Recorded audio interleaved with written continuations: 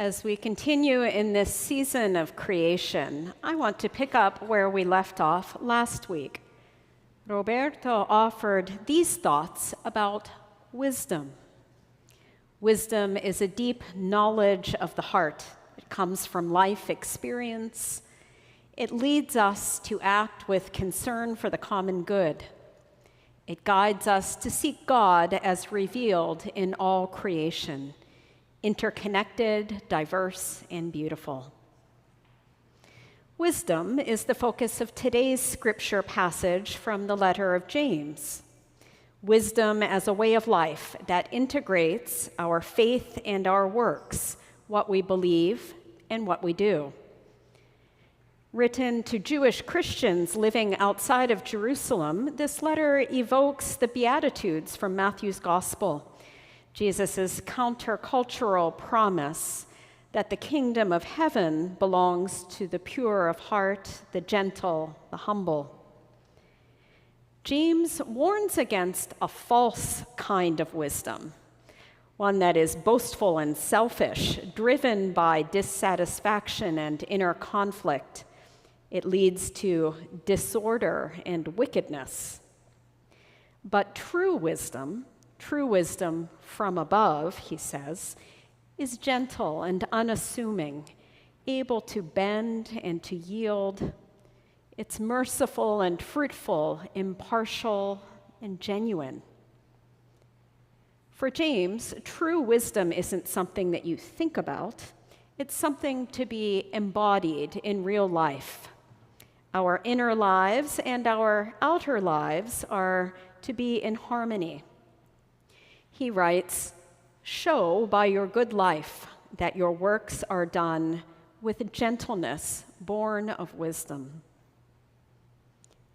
Who among you is wise? What a great question.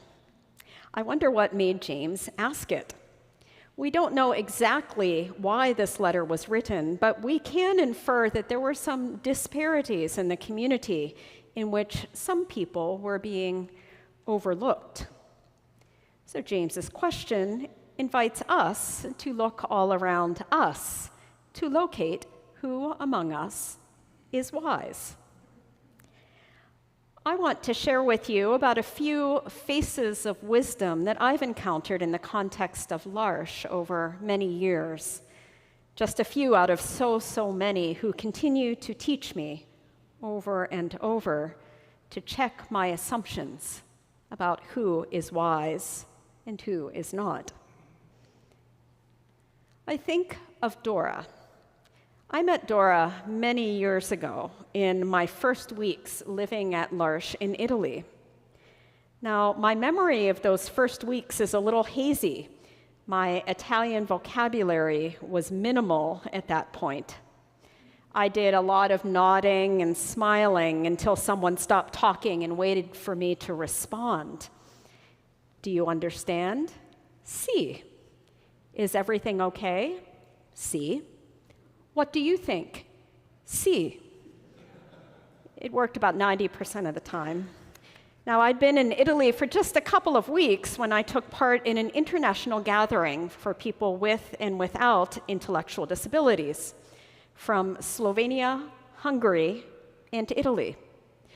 Now, since there were no common first languages, everything happened in simultaneous two-stage translation through either English or French.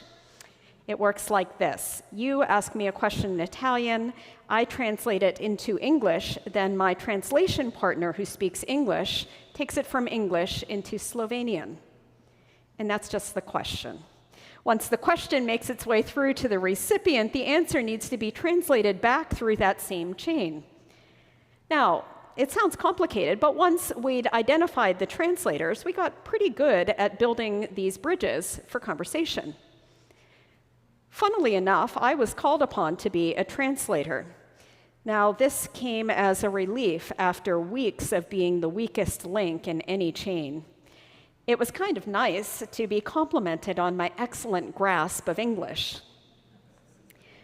Now, the real translators of the event turned out to be the people with intellectual disabilities who remained largely unfazed by the language obstacles. Much of that weekend transpired in song and dance and pantomime, sharing meals, laughter, prayer, and silence. At the end of the weekend, we were invited to seek someone out and to share a token of friendship that we'd brought from our home community. A young woman from Budapest came right up to me. I recognized her as one of the members with a disability. Her name was Dora. Her glasses askew, she appeared to be looking past me as she spoke. And she smiled and said to me, "I would like to give you my gift." I smiled back and I gestured for her to wait while I searched for my translation partner. "Why do we need a translator?" she asked. "So we can have a conversation," I replied, still looking for someone to help us. She tilted her head and said, "Why don't you believe I'm speaking to you in English?" It was only then that I realized that she was in fact speaking to me in British accented university-level English. But I hadn't realized it. The answer to her question, "Why don't you believe I'm speaking to you in English?" is that I didn't believe she could speak English because it had never occurred to me that she might. I stammered, "I guess since I'm in Italy, I'm not used to people speaking English to me. Now, how did you come to speak English so well?" She replied, "My mother is a doctor and my father's a teacher. They insisted that my brothers and sisters and I learn English so that we could be successful as adults." I later learned that she had been injured in a terrible car accident in her teenage years. The injury had affected many of her cognitive functions, but had left her language abilities intact. "Wow," I said, "that's amazing. I wish I could speak Hungarian." And she reached out and repeated, "I would like to give you my gift." Deeply humbled, I asked, "How do you say thank you in Hungarian?" "Köszönöm," she said. "Köszönöm," I repeated. Dora made a deep impression on me, not only because of her remarkable language skills, but also because of her deep graciousness in front of my ignorance, as she waited for me to open my eyes to the gift that she was offering. In Dora, the face of wisdom was like that of a rumpled grad student. "Who among you is wise?" I think of my friend John, who grew up on a farm. John, who had Down syndrome, who knew how to work hard, how to grow things, how to drive a tractor. John loved animals. For many years, he cared for horses and cows at an educational farm. I remember a time that I spotted a mouse under the kitchen cabinet, and I called for John to come and help me. And unfazed, he just picked up a plastic ice cream container and set it down over the mouse, creating a dome. Then he slid the lid underneath and picked the whole thing up and carried it to the field out back where he released it, all the while speaking softly to the mouse, reassuring it. In John, the face of wisdom was lined with weathered creases. Who among you is wise?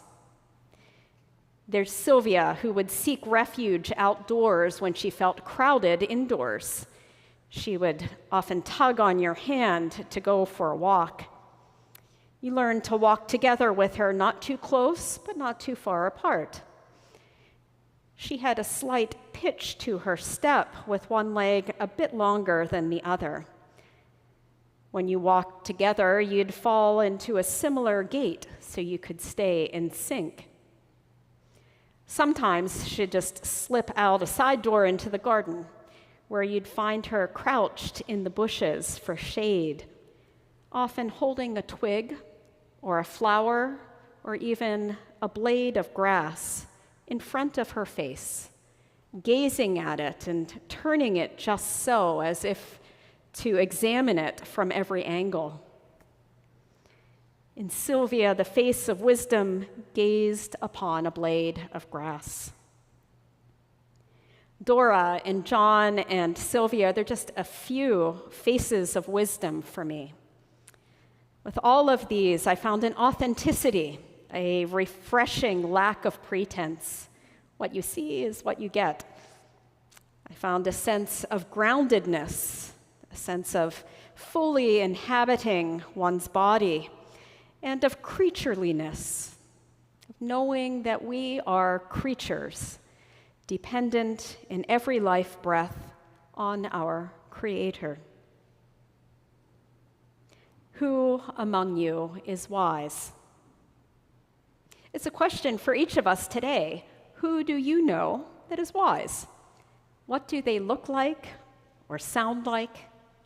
How do they convey their wisdom in what they say and do?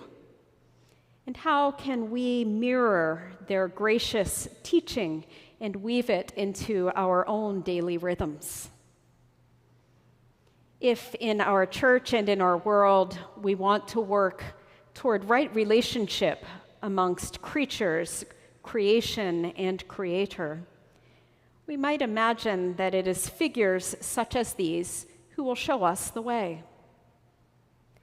As we learn to follow Jesus, we need to look to people who can challenge us to broaden our horizons and sharpen our senses.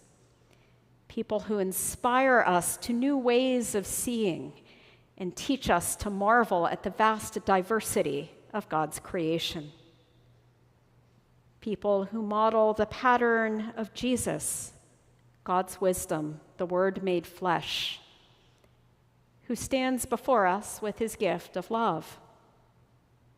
And in return, all we can do is say thank you.